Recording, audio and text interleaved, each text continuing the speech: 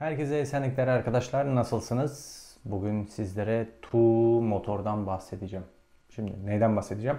306 GTI ile alakalı çok video yaptığımdan devamlı 306'ma ne yaparım diye sorular geliyor. Tabi belirtmiyorlar ki araba 1.6 mı 1.8 mi diye. Genelde 1.6'lı 1.8'li arkadaşlar yazdığı için ilk önce 1.6 motora neler yapılır? Başka bir videoda 1.8 motora neler yapılır? Onlardan bahsedeceğim. Bu videoda 1.6 TUV motor 106, 206, 306, 307, C4, C3, C2 bilimum işte yani. Bir araştırın arabanızdaki motor kodu neymiş. Ondan sonra bu videoda TUV motorun ne olduğunu, TUV3, TUV5 vesaire bir sürü varyasyonları var. Onlara ne gibi modifikasyonlar yapılır? TUV3 ne, TUV5 ne? Kısa biraz anlatıp neler yapabiliriz onlardan bahsedeceğim. Hadi başlayalım.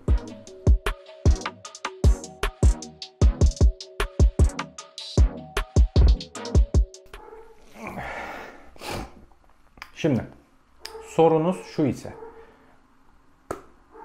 benim arabaya ne yapabilirim de hızlandırabilirim? Araban 1.6 8 valflik 1.6 TUV motor diyelim. Ya da bu arada TUV3'te 1300 cc'lerde TUV'larda var. 1400 yani. Silindir kapağı, sübapları ve emme ve egzoz hattında farklılık var. Blok. Okey. TUV3 ile TUV5 arasında. TUV3 ile TUV5 motor bayağı eski köklü bir tasarım blok. Hali hazırda şu an Prince motorun yani EP motorun biraz atası gibi diyebiliriz. EP motor, Prince motor nedir? Prince motor BMW'de Prince olarak anılır. PSA grubunda EP diye anılır. Yani 1.6 TEP'lerin bir önceki jenerasyon diyelim. TUV motorun varisi EP motor. Yani artık bundan sonra TUV motor yerine EP motorlar çıkıyor. Mesela 1.3 PureTech falan filan veya 1.6 THP, 207 RC, 208 GTI, 207 GT vesaire vesaire tadındaki arabaların motoru Prince motor yani EP motordur. Neyse oraları hiç karıştırmayayım. Biz TUV motordayız. TUV3, TUV5, TUV3 1.3, TUV5 1.4 motor. Özür dilerim. 1.6 motor. Neden o zaman 1.4'e TUV3 demişler, 1.6'ya TUV5 demişler? Aslında 1599, ötekisi de 1399 cc yani 1.4 falan filan. Yani 2000 motorunda 1998 cc olması gibi bir şey. Neyse. Bu şeylerle kafanızı karıştırmayın. Bu motorda ne yapabilirim? 1.3 arabanızda ise şimdi ufak tatlış tatlış gidelim. İlk başta atmosferik olduğu için bu arabaya ne yaparız? TUV3 ile TUV5'te de yani 1.4 ile de 1.6'da da ilk yapacağınız işlem güzel bir emiş elde etmek. Yani emiş derken güzel temiz bir hava aldırmak arabaya. Güzel sağlıklı en soğuk alabildiği yerden aldırabilmek. Yani öyle ben gaz kelebeğinin oraya açık filtreyi takayım. Öyle bir şey yok. O arabayı filtre taktım nasıl böyle ama çok yakıyor. Öyle bir şey yok. Açık filtre yaktırmaz. Yani spor hava filtresi, hava filtresi yani sporluğu muporluğu yok aslında. Hava filtresi bu. Sadece açık olduğu için spor denmiş ama bir sporluğu yok. Sen onun sesini kükrediğini daha çok duyuyorsun. Pedala daha çok basıyorsun. Araba daha çok yakıyor. Bu kadar basit yani. Arabaya hava filtresi de egzozu da çok yaktırmıyor. O pedaldaki senin ayağınla alakalı. Neyse devam edelim. Alabildiği en soğuk yerden ve mümkün olduğunca kısa hava filtre borusu kullanmanız lazım. Bu genel olarak turbo arabalarda çok da önemli değil çünkü havayı soğutmak için hava soğutucu yani intercooler var. Neyse. Hava gaz kelebeğimizden aldık filtremizi, filtre borumuzu olabildiğince en çabuk şekilde ön panelden dışarıya bakacak şekilde bir hava uzattık. Yani hava borusu uzattık. Bu olabildiğince kısa olursa içeride dolaşıp havanın ısınmasına fırsat vermeden diye emilip yanma odasına gönderilmesini sağlar. Yani short ram denir genelde. Hani short ram air intake kit. Kelebekten olabildiğince kısa mesafede dışarıdan taze temiz hava alacak şekilde ama böyle farını oradan da çıkartıp çırılçıplak bırakmayalım arkadaşlar. Sonuçta pistte tertemiz yollarda kullanmıyoruz. Taş, toprak, ıvır zıvır. Yani vida bile yolda bulabiliyoruz. Onu çekerseniz hoş olmaz. Yani şu kadarcık minnacık tırnak kadar taş bile içeride siboplara zarar verebilir. Filtremizi yaptık mı? Atmosferik bir arabada filtreyle neler elde ettik? Yazılım güncelleştirmezsek, yani yazılımımızı, benzin haritamızı düzeltmezsek çok kayda değer bir şey olmaz. Bir beygir bile belki yani. Yazılımı güncelleştirmediğimiz takdirde 1-2 beygir anca alır veya almazsınız. Çünkü genelde fabrikasyonlarda hava filtre sistemleri olabildiğince optimum, yani hani çok iyi soğuk alsın değil. Çünkü çok iyi soğuk aldırmak için konumlandırmak da önemli. Çok ekonomik olsun da değil. Biraz da güç lazım. Yani işte olabildiğince ortalarda, yani optimum düzeyde soğuk, optimum düzeyde sıcak kalabilecek şekilde. Çünkü biz bu arabaları yazın da kullanıyoruz, kışın da kullanıyoruz. Kuzey ülkelerine de satıyor, güney ülkelerine de satıyor. Motoru soğuk tutmak. Aldığı havanın soğukluğuna göre araba kendinin rölantisini yukarı, AFR'sini yukarı çekiyor veya aşağı indiriyor gibi. Burada bir sürü detaylar var. Tabii bunları kimse göz önünde bulundurmuyor bu işlemleri yaparken.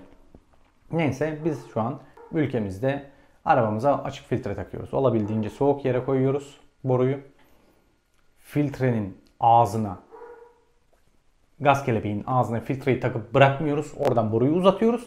Filtreyi bir yere koyup sonra yeniden bir boruyla besleyebiliriz, o ayrı. Ama filtreyi direkt kelebeğin ağzına takmıyoruz. Ayrıyetten isterseniz boruyla uzatın. Filtre orada direkt böyle şeyden baksın. Sis farından baktırabilirsiniz, o problem değil, ama onu da önermiyor. Çünkü ne kadar uzun o kadar kötü demiştik. Neyse, bunu yaptık. Yazılımımızı güncelleştirdik. Yani işte alabilirsek 6 ile 11 beygir arası bir şey alabiliriz. Tabi arabamızın segmanı, sübabı, sübap gaytları, piston aşınması, her şey faktör. Yazılımcımız da faktör. Ama taş çatlasını alabileceğiniz bir açık hava filtresi ve yazılımdan 11 beygir tuğlar için. O da böyle yani 11. Herkes 11 alacak diye bir şey yok ya. O en sağlıklı motorla veya ne bileyim en iyi yazılımcı, en iyi huyunu suyunu bilen bir adamla elde edilmiş bir güç. Yani maksimumu her zaman ortalama almayın. Ortalama 7-8 beygir gibi düşünün. Neyse, tamam, hadi bunu yaptık. Allah bereket versin. 7-8 beygir için çok uğraştık. Filtre çektik, boru yaptık, bilmem ne. Tamam, ben tatmin olmadım. Sonra ne yapabilirim? Katalizatör. Zaten hani genel olarak bütün arabalarda katalizatör o gaz çıkışını tıkıyor. Euro 3 tuğ motorlar. Euro 4 oldu sonra. Euro 5'te de yaptılar. Euro 5. Yani iyice o motoru kıstılar. Ağzını tıkadılar. Gaz çıkışını engellediler. Ama tabii motor gelişmeleri oldu. Şöyle ki 96-98 yılında üretilmiş bir Tu-5 silindir kapağıyla 2006'da üretilmiş Tu-5 silindir kapağı arasında fark var ki zaten Tu-5 blok kısaltması Tu-5 kodları unuttum. Tu-5 JP4. Tu-5 JP4. Evet, doğru. Tu-5 JP4 var. Tu-5 JP var. Tu-5 J4 var. Tu-5 JP4S son sürüm. C2 VTS'de çıkan motor. Mesela onda 98 yılında üretilmiş silindir kapağıyla son C4 C2 VTS'nin silindir kapağını yan yana koyduğunuzda sübapların büyüklüğü muazzam fark ediyor. Mesela Tu-5J4 106 GT'ninki, yanlış hatırlamıyorsam. Evet. 307 1.6-16 valflerde Tu-5 JP4 diye geçiyordu. Yanlışsam düzeltin. Neyse. Orada bile sibop büyüklükleri fark ediyor. Bu da doğal olarak 113 mü 114 beygire tekabül eden 106 GT'nin ya da 115'ti. Yeni 307'lerde 120 beygir olarak çıkıyor. Tabi birisi Euro 2, Euro 3 arabası, birisi Euro 4, Euro 5 arabası. Yani egzoz sisteminde ve çevre kirliliğinde kısılmış olduğu için bunlardan kurtulunca araba daha güzel güç alıyor. Çünkü hava emiş geliştirmeleri var. Neyse, şöyle yapabilirsiniz ki çoğu arkadaş bunu yapıyor. Gidip Tu-5 motorunuzun J4 versiyonu silindir kapağını çıkartıyorsunuz. JP silindir kapağı alıyorsunuz. Yani 1.6 307 silindir kapağını koyup tabi guide'ları, kılavuzları, sübaplarını, iticilerini bilmem neleri ona göre olması lazım. Yani dolu kapak alıp onu çıkartıp dolu kapağı koyuyorsunuz. ve bir anda karşınıza güçlenmiş bir Tu-5 motorunuz oluyor. Tu-3'te de aynı şekilde Tu-3 motoru alıyorsunuz. 8 valflik silindir kapağını çıkartıyorsunuz. Kenara koyuyorsunuz. Hop 16 valf silindir kapağını takıyorsunuz. Hop bir anda 106 GTI makineniz olmuş oluyor. Böyle tabii bu hava filtresinden sonra zart diye geçilecek bir işlem değil. Hava filtresinden sonra ne yapabilirsiniz? Geliştirmek adına. Hava filtresi yaptık. Yazılımı güncelledik. Şimdi ben yazılım güncelledim, yazılım yaptım. Egzoz yapsam bir daha yazılım güncelleyeceksin. Aynen öyle. Her işlemden sonra yazılım güncellemek lazım çünkü yaptığın iş değişiyor. Yani şimdi hava filtresini yaptın, araba fazla hava alıyor. Ama yakıtla hava yakıt karışım dengesi dengesiz. Yazılım düzelt. Egzoz yaptık. Kat iptali yaptık. Orta boruyu değiştirdik. Son susturucuyu değiştirdik. Çıkan gaz miktarı değişti. Çıkan gaz miktarı değiştiği için yanma odasındaki yanma karakterini etkiliyor bu. Back pressure derler. Geri basınç, geri tepkime.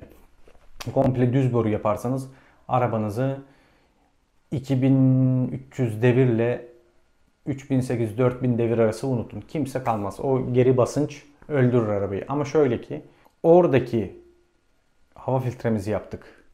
Egzozu düz boruya çektik. Egzantrik sente ayarını yapıp sonra bir yazılım yaptıktan sonra ama orijinal egzantrikten bahsediyorum. O back pressure'ı bir nebze toplayabilirsiniz. Ama şöyle sente ayarı yani egzantrik pozisyon ayarı diyelim ona. Motor zamanlaması yani. Onu alt devirleri canlandırırsanız bu sefer üst devirlerden vazgeçmek zorunda kalıyorsunuz. Yani bunun alt devirlerim çok güzel olsun, üst devirlerim çok güzel olsun diye bir dünya yok yani. Ya alt devir alacaksınız ya üst devir alacaksınız. Mesela egzantrik işine girdik diyelim. Egzantrik alacağız. Egzantrikte neler var? Değerlere bakıyoruz. Birisi yazmış 2200 devirle 4300 devir bandı arasında 15 beygir diyor. Ayda bu ne? Hot rod. Yani işte hadi birinci kademe, ikinci kademe, üçüncü kademe diyelim. Cadde versiyonları egzantriklerde genelde 2500 arası 4500 arası gibi bir cadde egzantriği diyelim. Bu sana işte 11-12 beygir verebilecek normal 2000 devirden sonra bir canlılık. Zaten araba 6500 devir çeviriyor orijinal devir kesicisine göre. Sana o aralıkta güzel bir güç bandı veriyor. Günlük kullanımda iş rahatsız etmez seni. Arabamda zaten silkelemeden orijinal rolantisinde çalışmaya devam eder. Ben ikinci kademeye geçeyim dersin.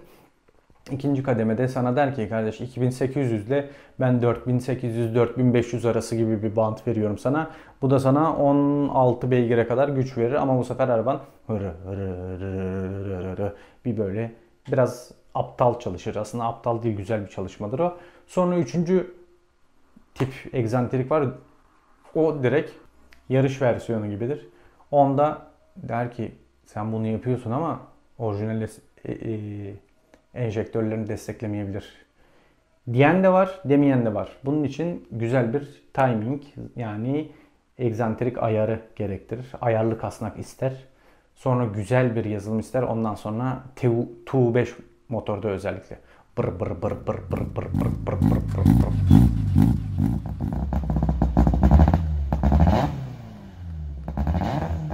Bir tane göstereyim, çok güzel böyle rolantisinde tatlı bir çalışması olur.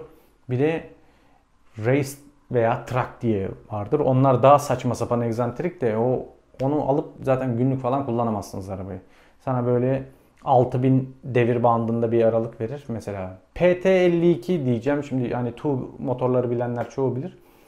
PT52, PT53, PT54 var. PT51 de var da PT51'i kimse tercih etmiyor çünkü en düşük model. Hani cadde versiyonu dediğim. PT52 birazcık daha coşkulu. PT53 biraz daha yarış versiyonu. PT54 zaten yani direkt pislik. Böyle caddede ışıklarda durayım falan, rolanti yok. Araba direkt 1800-2000 devirde çalışıyor.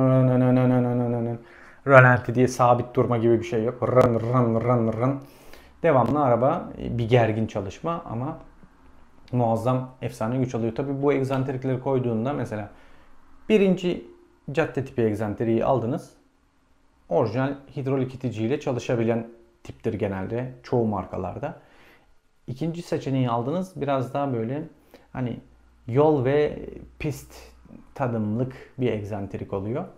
Onda duble yay şapka isteyebiliyor bazı markalarda.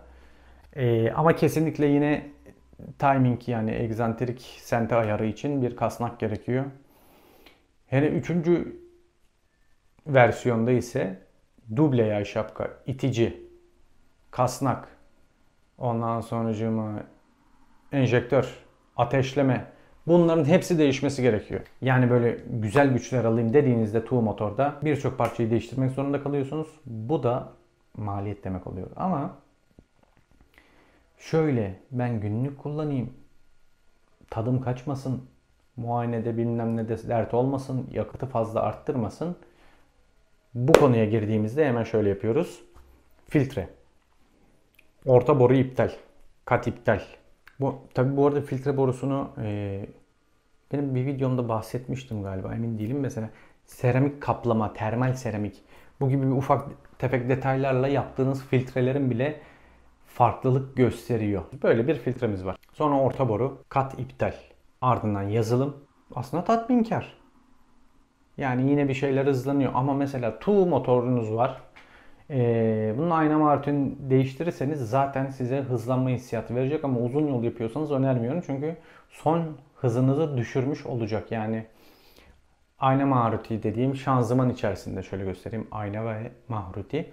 Şanzıman içerisindeki dişli oranları değiştirdiği için, atıyorum siz birinci viteste 75-80 yapabiliyorken bu ayna Maruti'yi takınca oranına göre değişiyor tabii bu durum. Takınca sizin hızınız 10, 15, 20 km düşürüyor. Taktığınız orana göre değişiyor. Vites atma süreniz kısalıyor. Bu da sizi daha hızlı üst hızlara çıkartıyor. Ama sonra baktığınızda arabanızın orijinalde 220 km hıza çıkabiliyorken kadranda, bir bakıyorsunuz arabanız 180'de, 190'da veya 200'de sabit kalmaya başlıyor. Bu da ayna Maruti'nin oranıyla alakalı. Sadece bunu yaparak bile size hızlanma hissi verebiliyor. Hissinden ziyade zaten hızlanıyorsunuz aslında ama güç olarak değil, süre olarak hızlanıyorsunuz. Ama yine tatminkar. Ama ekonomik olarak, şöyle baktığımızda yakıt ekonomisi olarak, uzun yol giden bir insan için çok da yakıt ekonomisi yapmayacak. Çünkü siz 5. vites 90 km hızla giderken, atıyorum 2800-3000 devirdeyken, o ayna Maruti'yi taktığınızda arabanız 4000 devir veya 4500 devir arasında bir şey olacak. Yani birazcık daha bağırmaya başlayacak araba. Yani bağırmaya başlayacak dediğim, yüksek devirde kalacaksınız.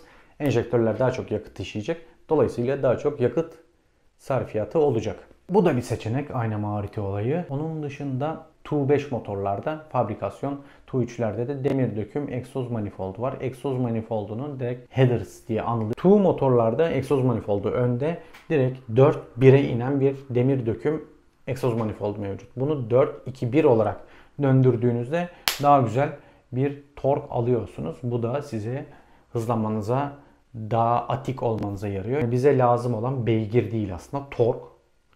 Bize çekiş gücü lazım. Yani kaldırabilme kabiliyeti.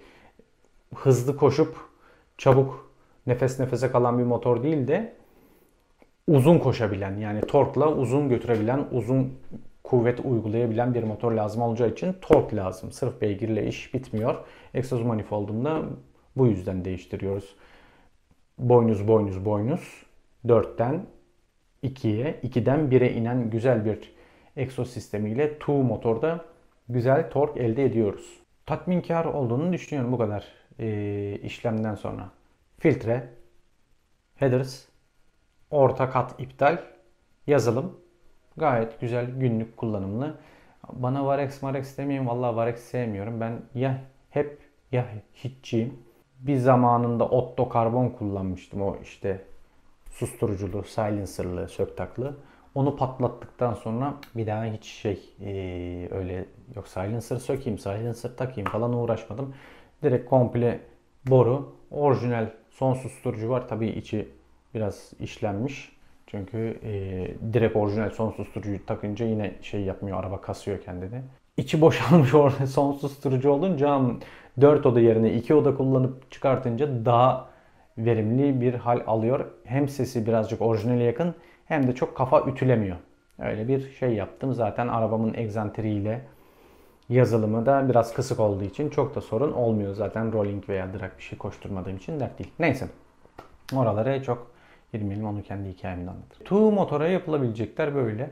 TU 3'ten TU 5'e geçiş veya TU 3'ten headers'la, filtreyle, yazılımla yine birazcık uğraşılabilir ama 8 valfi öyle çok güzel şeyler elde edilemiyor. Yapılamıyor mu? Var, ona da tek egzantrik falan filan satılıyor ama ne bileyim, bana tek egzantrikli şeyle uğraşmak daha meşakkatli. Yani daha parayı harcıyorsun, doğru düzgün sonuç olmuyor. Direkt silindir kapağını al tak, daha güzel güç elde edersiniz yani. Aklıma gelenler bu kadar. Tu motorda atladığım bir detay var mı? Evet, atladığım bir detay var. Mesela C2 VTS'de ondan bahsetmiştim. TU5 JP4S elektronik gaz kelebeği. Mesela onda büyük bir sıkıntı. Onun emme manifoldunu aldık. Sattık hatta bir dönem. Ben de yardımcı oldum ona. 106'sına taktık bir arkadaşımın. Türkiye'de ilk yapan bizdik zannediyorum. Sonra biz sattık. Ama neden sattık? Bir sor. Gaz kelebeği öyle saçma pozisyondaydı ki elektronik yerine ayrıca diş açıp orijinal telli kelebeği takacaktık. Orijinal telli kelebeği küçük kalıyordu 106 GT'ninki. Sonra K serisi motorun gaz kelebeğini ona uydurmuştuk yanlış hatırlamıyorsam. Sonra potansını mı ayarlayamamıştık? Bir şeyler sonra araç sahibi arkadaşım çok tez canlıdır, kızdı ve sattı. Neyse, o da şöyle bir arabaydı. Neyse. Tu motoru genel hakkında hem ufak bilgi hem ufak modifiyeler, neler yaparız, neler edebiliriz, çıtır çıtır hızlandırırız. 1.6 8 var, 1.6 16 valve veya 1.4 Tu motorlar için böyle çıtır bir bilgi sizlere vermiş oldum. Atladığım detay, bahsetmediğim bir şey varsa lütfen bana aşağıda yorumlarda sorun. Elimden geldiğince yanıtlarım. Dinlediğiniz ve izlediğiniz için çok teşekkür ediyorum. Kendinize çok iyi bakın. Sonraki başka bir videoda görüşmek üzere. Kendinize çok iyi bakın.